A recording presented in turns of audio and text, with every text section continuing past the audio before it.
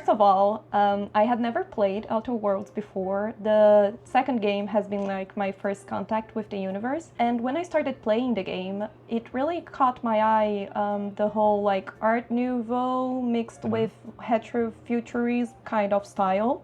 And I would like to start asking you both about how you would define like the main identity and soul of the game and how it differs from the first game, especially for Brandon, since as far as I researched, you took upon the role of director in the second game, right? You know, from a visual identity, we want to make sure that the Outer Worlds as a universe kind of stood apart from everything else. So we felt like right away, like we wanted to do something that didn't feel quite polished, didn't feel quite like this, like what you might imagine a super future world being, but going into something that played more into like our satirical humor or kind of world building. We thought it'd be very interesting is if the world kind of was built around like technology that kind of got stunted in a time in a way. So this is the retrofuturism, a time period of like technology coming from the early 20th century to kind of World War One as a like a lock of time. And then how would the future look like if you built upon that? So going into some of the golden age of sci-fi, whether it be like Buck Rogers or Flash Gordon, or even looking at futurists such as like Isaac Asimov or Jules Verne, like how would they perceive the future? This was kind of our take on it. And being able to create something along these lines kind of, I felt, made our universe stand apart and has like a little special charm to it because it feels unique, it feels fun, and it also like reflects the story in the worldscape. Yeah, now so the Outer Worlds 2 has like this challenge, right, of you got everything from the first game, you got everything that Daniel and his team built. It's like, all right, well, how do you evolve that into something that makes sense for the Outer Worlds 2, right? So the Outer Worlds 2 has kind of really expanded the number of factions that it has, like as the core factions. So you still have that corporate kind of faction and flavor from the first game. We brought that over. You have two corporations that have combined, Spacer's Choice and Anti-Cleos, into Anti's Choice. So that we kind of understood what that kind of meant, at least at a very basic level. But then you start adding in, all right, well, you have an authoritarian regime with the Protectorate. What does that mean for them? You have a religious order, the Order of the Ascendant, which split off from the Protectorate, but also takes its roots from the OSI from the first game. Again, a religious order from the first game. And so, Daniel and his team very early on, it was trying to figure out how do you set up areas, maybe buildings. Like, all right, so the Protectorate, right? They're the militaristic authoritarian regime. Things are very blocky. Things are very brutal in terms of how they're like the shape language is very static. The color schemes are very bold and strong, and they project strength, right? And so when you see those things at a distance, you're like, that's the Protectorate. I know the Protectorate's going to be there, or at least that's where one of their facilities was at some point, even if it's in somebody else's hands. And then, you go to the Anti's Choice side of things, and it's like, all right, well, things are a little bit haphazard. That's how they kind of build their stuff. And so that even shows itself into something like the weapons, right? Where like the wiring for an Anti's Choice gun, you'll see it's kind of all over the place. Now contrast that with the Order of the Ascendant, and it's extremely precise, and everything is made to be perfect because that's what embodies them. And so I think Daniel was a genius how he came up with all of this stuff. Don't ever repeat that. Yeah. Genius. But it's great because again, like I think it gives a lot of storytelling without actually having to have somebody talk to you about what's going on. Because as a player, as you're going through this, you start picking up on these things and you start understanding. Oh, wow, the Protector, they project strength, and without even talking to them about all that, you can see that by all the visuals that kind of surround them. And I think that was a really cool thing that they did. Yeah, that's amazing. Actually, like I wrote it down and I was going to ask about it like later on regarding like the murals and the propaganda that we see throughout the game and how the color palettes and even like the type of writing is different, and it really makes the game like richer when you talk about like the whole universe. And apart from that, regarding the sour like humor, I really loved it, and I think it makes like the atmosphere of the game really come together. I even wrote down like it kind of feels like a dystopic Disney World for me, together with the music and everything. It sort of give like a 40s vibe, but not really. And Well, I'd like to know if you had like any inspirations, either it be like movies or books or I don't know, paintings, because we do know that artists in general usually have like inspirations. And I'm always curious about knowing like the foundation of the concept. So that is something that was like on my mind throughout the gameplay. Oh wow, yeah. There's so many touchstones that we build upon when making this universe. So it ultimately does feel authentic. So like if you're looking at artists, we had our teams look at people like Alphonse Mucha, Gustav Klimt, to get that really decorative aspect into the world, and you'll see some of that with the Art Nouveau decorative language.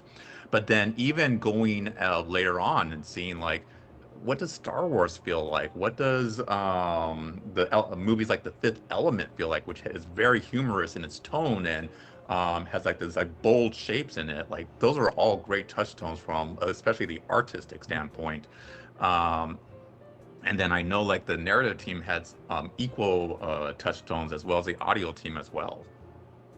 Yeah, that's incredible. And also like this is something sort of like an extra question, but Mhm. I noticed that some loading screens have like anatomy of alien Yes. animals, and I thought it Yeah. was like a really cool touch, but is there any specific reason for that, or you just thought it was cool and Yeah, so I mean, yeah, I do think it's cool. But we were thinking at the time, like, okay, you have like this like age of exploration that was occurring, the Charles Darwin's going to the Galapagos Islands and making these naturalist drawings, and that was like a lot of that inspiration there is like because at the time, what you couldn't share a digital image back and forth, so you had to like draw what you see and maybe even like dissect like what a creature might look like so you can share it with the rest of the world.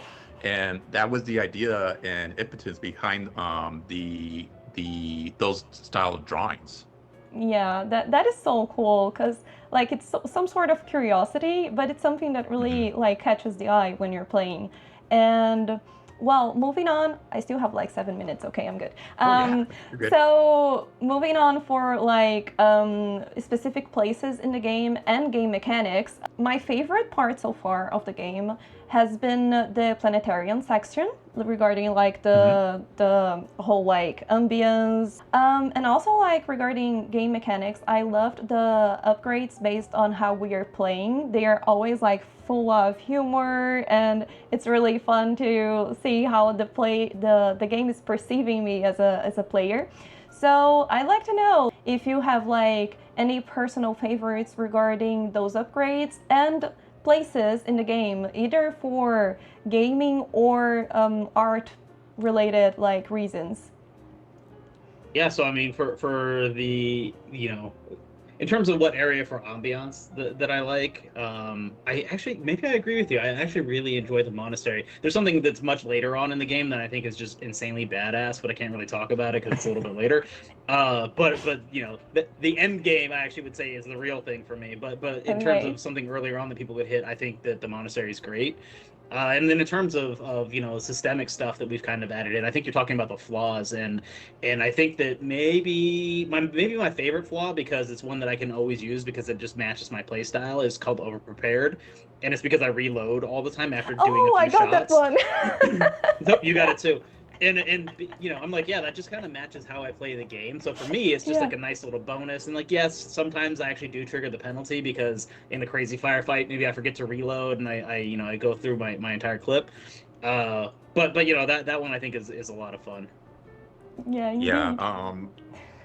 My favorite faction was the Order of the Ascendant. I just love the concept of it when like people like Brandon and the narrative group were like was talking to me about it. It's like, oh, that could be so cool. What does a science math-based religion look like and feel like? So kind of going back to what we talked about before, having this very organized look, having like these very mathematical properties, having a visionary feel, and then being able to like apply that to like the architecture as well, some decorative stuff, some of the things of the planetarium. But it wouldn't just be like a regular planetarium, right? It has to feel outer world. So we add little sparkly holograms to everything, so you get that kind of sci-fi feel to it. That was so Yeah. much fun to work out with the art team.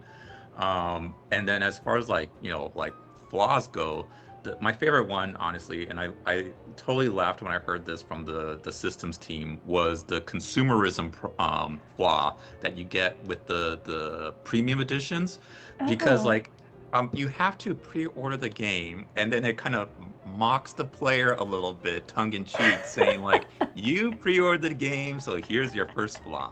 That's Oh, that's really but that's great. amazing. You see, like the breaking the fourth wall, I think this is Hmm. something that the game does like very frequently, and it makes it even more original together with all the other aspects that we have talked about so far. And it's funny because I try to describe the game to my fiance earlier today, and I was just kind of like, oh, it is similar to, no, not really. So I was trying to find like some parallel, and I couldn't because it really is a different sort of concept. And I haven't finished the game yet, but hopefully I will very soon. But just to finish off our conversation, I'd like to know if we should be looking for any Easter eggs or any sort of like curiosity throughout the game, because sometimes, I don't know, but sometimes developers like to hide little details, and maybe we should be looking for something. Yeah, I mean, there's a whole bunch of stuff. Like, I don't know if there's anything in particular. This one is probably not necessarily an Easter egg, as I think you can probably figure it out pretty quickly. But like each of the toss ball and pitch ball cards are Oh, actually yeah. developers on them, Oh, and that's really? kind of, Okay. yeah. So all of those people are actually devs that worked on the game in some way. So there's that. Yeah, there's Okay. also we have bounties in the game. You can collect some bounties, and one of the people who is wanted might strikingly look like someone very much like me. But that was a funny trick. I didn't even know that my concept team put that in without my knowledge, and then I saw it in the game. I was like, "Oh, you guys, you're Oh amazing." my god, that's so Here's another cool. Easter egg that nobody knows, but the original Sovereign actually looked exactly like Daniel Alpert. And then we said, like, no, he needs to continue looking like Daniel.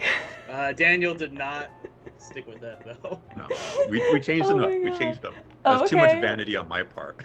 Okay, but those things are so cool. Like I really think it brings some more like soul into the game when you know those details.